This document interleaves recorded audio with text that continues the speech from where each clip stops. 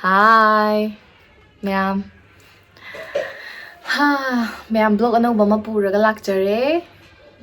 Kay blog no hire kanda ngasidi aise hospital gi packing tawsange tawbanebako. Hospital da puna ba kay no ma'am do khara dum aina puda ya da ba khara packing tawsange tawbane adugi blog oidoine adu oini yengminarse ma'am. Ma'am ado packing se tawdri kanda haidi packing tawbaje ko adum aise video siju number aina packing tawba stand do thamgadawje ai stand je kai thamgram no khangdre ngarang da ne paire mi se video se nam dawrabani na ko ado ai stand je thibam khangdre ba ai chanu pa jo halani school adu na halakri kan sa satna mawbane ba ko aduna aina kai kai pu doino haba do harap loima utra ju kharadi ucharamage ai handaki dadi khatang change tawre diaper de han haujarage diaper je sigi mimi gi je ai si je hana leisalle ba ko Sigi diaper je tape to niko haidi tape to oido nya phajan bido uksan bido na te haina diaper lai je kagin ha ai mamang di ichanu pa gi da numinium phuni bu ai diaper sizina debo ko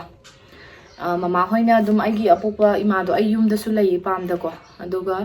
adui matam ju da hanak ti muk lai ba phak tar ni ba ai cha ju school jat pani na ko thindok thinjin da ju bera la ka da ba ana ai sida dum lai rani bu ko adu na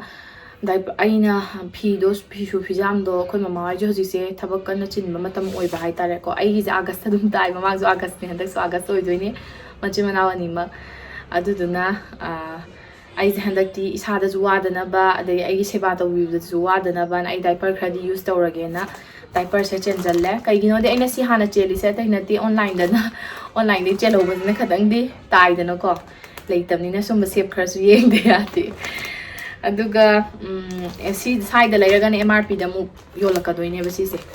adudugi ai si selection hobone piece se 44 piece ne si je 44 piece ne si malai sale ai sim di purage na khalle hospital da ko piece khar lau tho ga or su ko adagi pudra maksu si di pudra maksu dum yum da thamamaga dum aina normal po ga di nongma mangai aina leidoi ji hospital da natra duduna dum halaga Sijina ba nungdang gumba haidi ayung nungding dei thabiroi ko ai di saga sare kalen goire ayung nungding da mai thajan ba dei tawju tawde bu ko aduduna nungdang gumba si di angang je khatang chuoi bane ba ko mathi mayung gumba se sumaina dai dum haire hangoi bi hasu aro biganu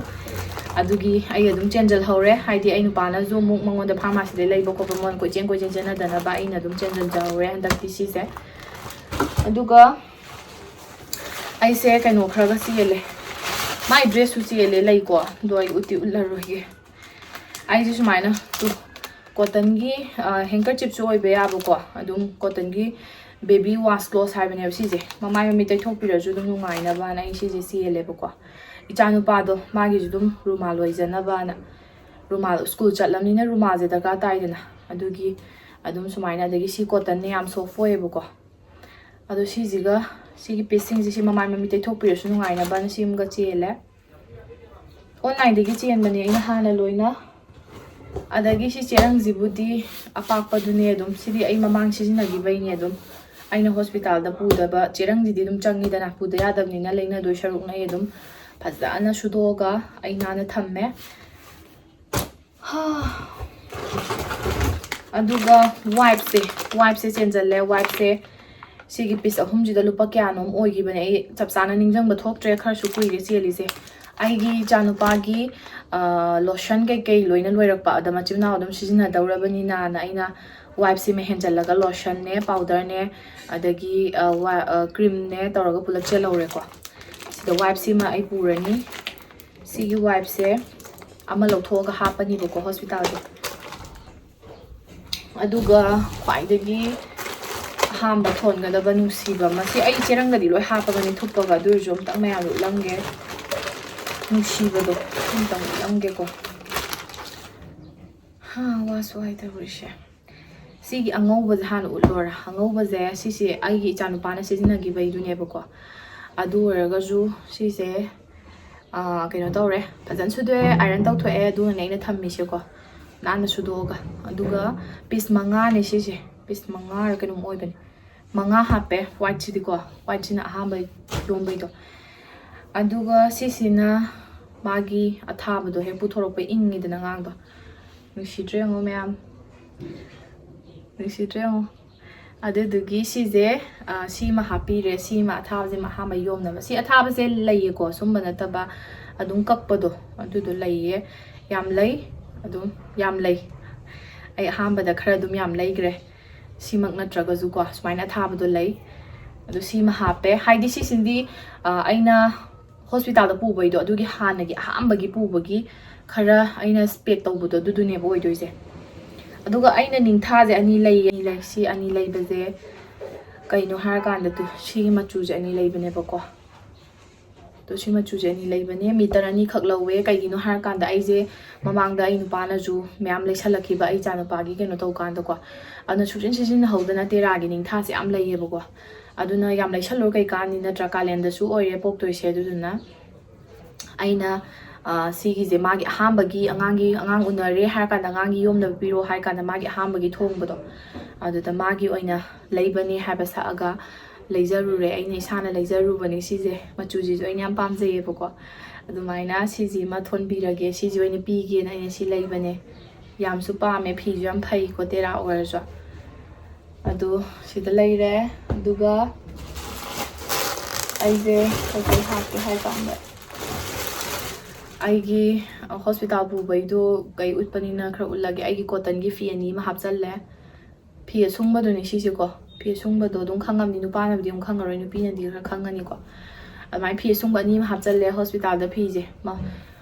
aije mamang pokhram ni mamang na loi pallaga haire ko haidab ju yadraba mamang da aidi dum ready ta hodada na hobi chatle dana ko aduda moi le hobu khra na pirak pada fi je dum arai bu bu de chingtho pang bi halle bu ko duna nungai gi deba nungai gi de haidi fi do aina pamjana puningi dudi oidre dana ado pa haidi pamjana puning haidi engonda inba nungai bi taithok pu nungai bi habi kalen oi bini ko ado si pure se ni jim hapchalle fi se adagi phanek se sigi phanek se red color ne phane asung bane khaw tai de ko khaw tai de si se aina angang unaba changbada set na ba na aina ready tawre haidi red kumba ji sum hainai dana ko sima ready tawre aduga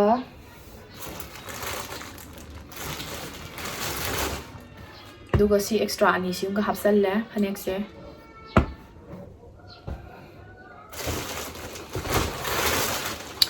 adagi si momba phidak se sima ga hapsalle hospital gi thabagi ko si sim ga hapsalle simangai adune sida lairiba jingjini aina ready tawrise ado magi firondi ready di tawre khara di tawre laire ga lei adum ado kaino di tawjadre haidi packing da di hapchandre haidi ada di mo free delete dana hospital da di hekpo free delete ning tha khatane ba yom doje yum da yor aga da bo khoina sum free lit pi ba wane ba duduna ai free makti hapchadre hoi ado haptraga jo ai chiche na pirkom su laiye ba ko chiche na adum magi ju machanu pi pokhre dana da mana sije dum ai oiro ngangi na ha pirak pa lei ai adu charake chiche na pirak pa se kaino du ne newborn baby gi shed tu ne ko si se pire ebo ko cotton ne se fruit yaure tupi yaure khongam yaure adu ko shu di shed khirot adum bolok boga mana shed toi je tupi ju kaleni na ka shu tau di mandre tupi moza loina leiraga di leire adu ularoi ge haidi adum kaino ne ba haidi handak leibadi oidre ba ido mamangi daina pistu yam leishangi banina adum khahawdo duduna oire buko aduna simbudi anau boire na ina utpane buko sena ju pirakpane adu sijim leire aduga sigi je yam nushi bane cotton ni ko amles ni si yam nushi bane khangbra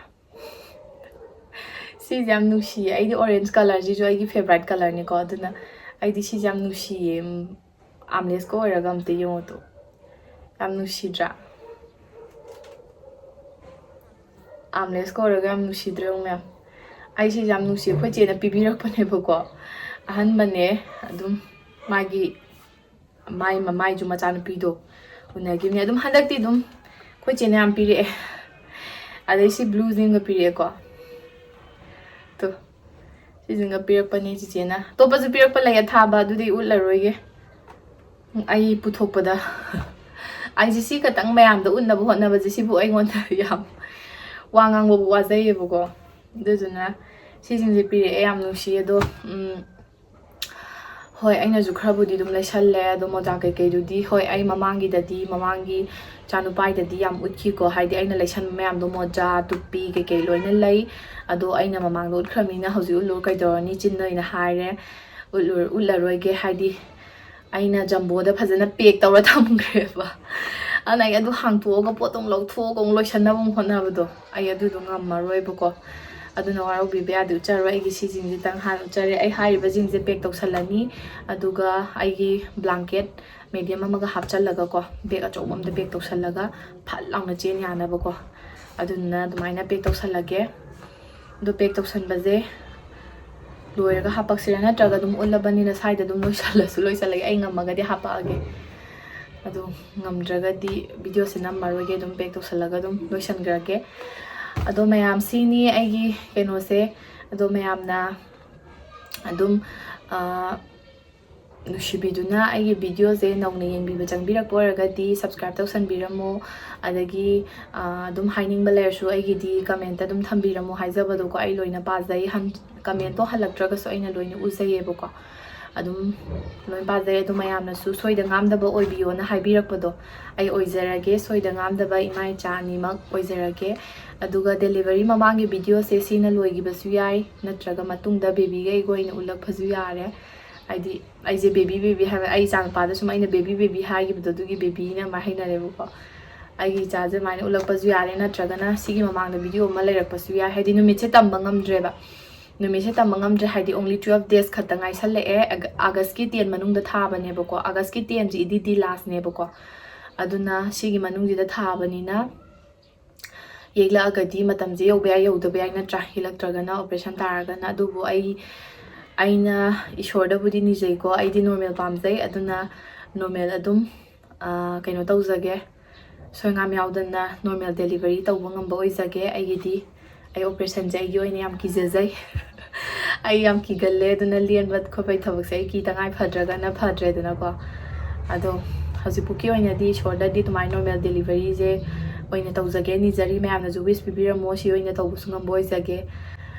होय अइगी चादो खोइरी मदि येले खोइरी मे येलजु केमता काइबे लेते high डॉक्टरना अमा येतपदि केमता कैसु वानिंगाइ ओइदेनako ममांगजु अइ चानुपा अमाजु खोइरी येना पोखिबनेबको normal ददु अदुना हंदकसु दुम केमता काइबे लेते high इसिंग माइसिंग हजिपुकी ओइनादी आंगांगी इसिंग आंगांगी wait लोइना normal Larry अदो अइसे टेस्ट तौबगी अइ हान टेस्ट तौब चटनी तौबदो अदु चटलुरगा हलकपजिदा report उलुरे ngarangse ko ngarang report ulure adu report ulubadune aise kaino aina iron jabase kharasu wat khre tugi oidore khangdre hemoglobin sinni maga leiramme iron jaba wat kibana aduna iron je nomada ani ni chawo noi thare enumi che kuidre hapta